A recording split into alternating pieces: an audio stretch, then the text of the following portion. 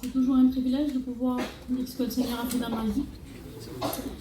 Moi, vous savez, j'ai été élevée dans une famille rétrogradée.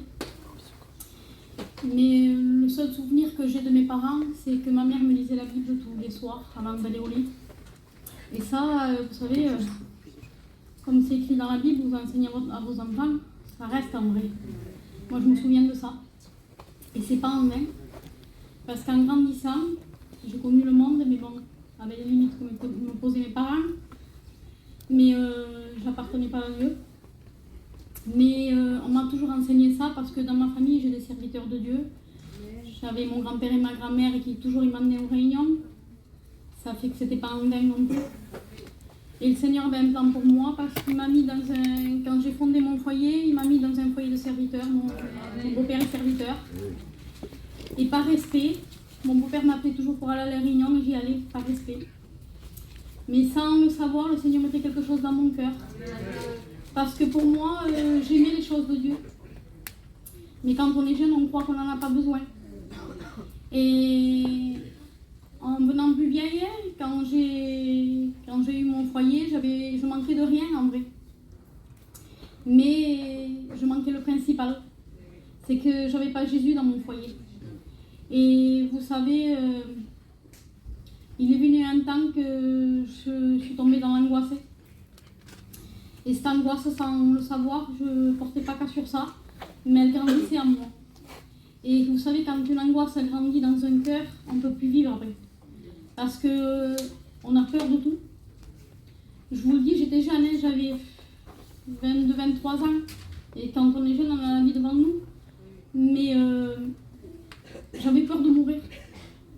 Je dis pourtant, à cet âge-là, on n'a pas peur de ça, mais j'avais peur de mourir. Et vous savez pourquoi ?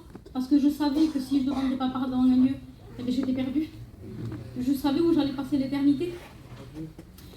Et au fil des années qu'on passait, on est parti sur la région de Perpignan. Et j'allais aux réunions là-bas et un jour, il y avait une réunion comme ça. Et le Seigneur avait préparé cette réunion pour moi, elle était pour moi. Parce que le serviteur a dit quelques mots. Il a dit, si je frappe à la porte de ton cœur, et si tu ouvres, j'entrerai. Si vous saurez comment le Seigneur a brisé mon cœur ce jour-là. Et j'ai trouvé la solution, j'ai trouvé que Jésus était la solution. Et de cet instant que je l'ai accepté, cette angoisse est partie de mon cœur. Il m'a donné sa paix, il m'a donné sa joie. Et au fil des années, mon mari s'est converti aussi. On a servi le Seigneur. Mais vous savez, quand on se baptise, on dit « je le servirai dans les bons et les mauvais jours ». Et j'ai dit que je le servirai dans les bons et les mauvais jours. Mais des fois, on ne sait pas ce qui va nous arriver. J'ai passé par le deuil plusieurs fois. J'ai perdu mon frère, il avait l'âge de 34 ans. Il est mort d'un accident. Mais le Seigneur m'a aidé. Il m'a aidé à marcher, à pouvoir arriver à marcher dans ce mauvais moment. Mais il m'a aidé. J'ai été aux études. Et quelques années après, j'ai passé par une autre drame. Je vous dis pas ça parce que, pour vous dire, voilà, c'est mon expérience à moi. Amen. Et je veux que vous voyez ce que le Seigneur a fait dans ma vie. Amen. Et vous savez, il y a 4 ans en arrière, les gens ici doivent le savoir, il y a eu un drame au Port du Roi. Il y a eu des jeunes qui ont eu un accident.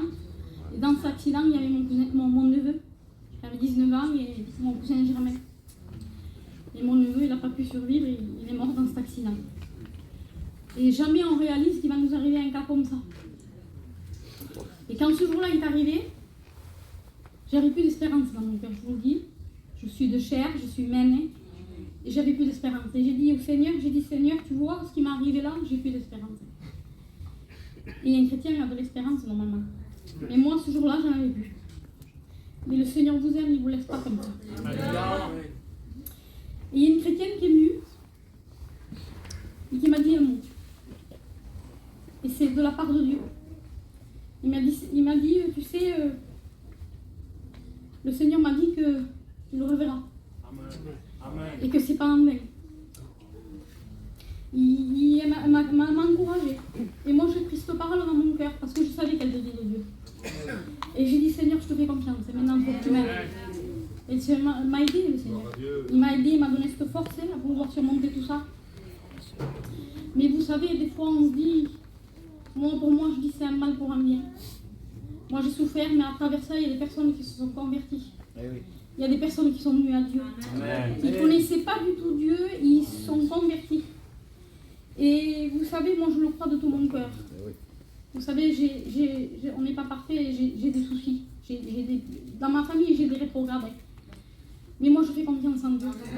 J'ai dit Seigneur, tu vois, je m'occupe de ton œuvre, j'essaie de témoigner, mon mari est serviteur, il prêche là où il est, on va partout. Mais moi j'ai confiance en lui, je sais que le Seigneur s'occupe de ma famille.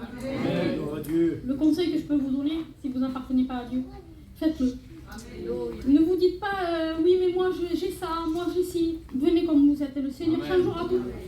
C'est la plus belle expérience que vous pouvez faire. Que Dieu vous bénisse.